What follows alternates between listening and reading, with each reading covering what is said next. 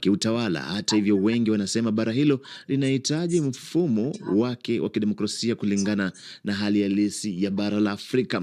Kwa mujibu wa utafiti kuhusu vijana wa mwaka 2026 umebaini kuwa asilimia 73 ya vijana walisema demokrasia inahitajika kwenye bara hilo, huku asilimia 56 wakisema demokrasia ya magharibi haifai hapa Afrika. Eric Irungu ni mtaalamu wa masuala ya demokrasia na siasa za kimataifa, anazungumza akiwa Nairobi, Kenya. Kwa muda mrefu hasa vijana wamekuwa ni watu ambao hawajakuwa wakimakinika sana kisiasa, na sasa kuonyesha kwamba wanapata huu mtazamo inaashiria kwamba kuna kuendelea kwa hali ya kisiasa. Pia inaonyesha kwamba kama nchi za Kiafrika ambazo kwa muda mrefu zimekuwa na changamoto za uongozi, basi kuna mwangaza fulani ambao huenda ukapatikana, hasa tunapoona vijana wanapojiimarisha katika mambo ya kisiasa.